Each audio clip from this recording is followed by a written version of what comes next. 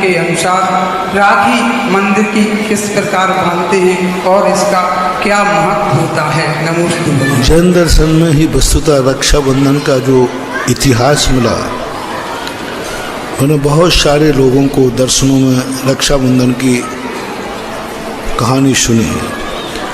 उन कहानियों में मूल पौराणिक या सैद्धांतिक घटित नहीं हो पाया। जैन दर्शन में रक्षाबंधन का एक बहुत बड़ा प्रसंग है, जो कि उस समय 700 मुनियों के ऊपर उपसर्ग आया था।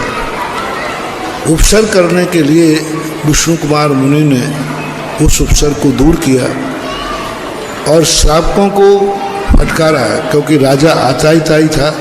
पूरी कहानी नहीं बता रहा हूँ कि तुमने राजा का विरोध क्यों नहीं किया। प्राणों के डर से, मरने के डर से यदि सारी जनता विरोध करती तो शायद ये नहीं हो पाता। तब उपसर्ग दूर करने के बाद विष्णु कुमार महाराज ने सब लोगों को कहा, सब लोग अपनी दाईं कलाई में धागा बांधो और धागा बांधने के बाद संकल्प करो कि जब भी धर्म पर रक्षा आए, धर्म पर संकट आएगा, हम प्राण दे करके भी रक्षा करेंगे। और उस समय से ही ये रक्षा सूत्र बांधने की परंपरा जैन दर्शन के अनुसार है। अतः जैन दर्शन में कहीं भी भाई बहन की रक्षाबंधन का कोई उल्लेख नहीं है, कोई उल्लेख नहीं, कोई चर्चा नहीं है। जो लोक व्यवहार में आता है वो कहीं द्रौपदी के संबंध में, कहीं ऐसा प्रसंग आता है तो कुछ ऐसे कथानक अर्ध कथानक टाइप के मिलते हैं। इसलिए वास्तविक रक्षाबंधन तो आप लोगों को मंदिर में प्रातःकाल श्रावण सुदी पूर्णिमा के दिन सबसे पहले उठकर मंदिर जाना चाहिए, नहा धो करके।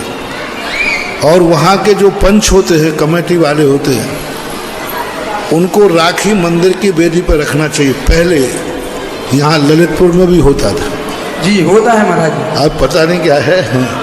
चातुर्मास में, पिछले चतुर्मास में मैंने देखा यहाँ गद्दी लगती है, गद्दी लगती थी, प्रबंधक लोग, कमेटी के लोग बैठते थे और वहाँ राखी रखी रहती थी।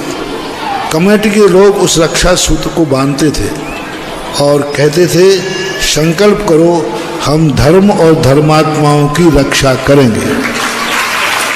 तो सब लोग बांधते थे और धीरे धीरे कमेटी ने बैठना बंद कर दिया तो मंदिरों की वेदी पर रख देते हैं। सामान्य था मंदिरों की, तो महिला पुरुष सब जाकर के अपने हाथ से राखी बांधते हैं और संकल्प करते हैं कि हम धर्म की रक्षा करेंगे। मंदिर को राखी नहीं बांधना, मंदिर के किवाड़ में राखी नहीं बांधना, पाठे में राखी नहीं बांधना, महाराज को राखी नहीं बांधना, महाराज की पीछी में राखी मत बांधना। यदि महाराज आपके यहाँ, तो महाराज के सामने जाकर राखी बांधो और संकल्प करो कि गुरुदेव आशीर्वाद दो, मैं सदा सुमन संस्कृति की रक्षा करूँगा। तो महिला पुरुष बच्चे आदि सबको मंदिर की राखी जरूर मंदिर की राखी ही राखी है और यही राखी का प्रतीक के रूप में जो जिसकी रक्षा करने की अपेक्षा रखता है उससे वो राखी बंधवा लेता है।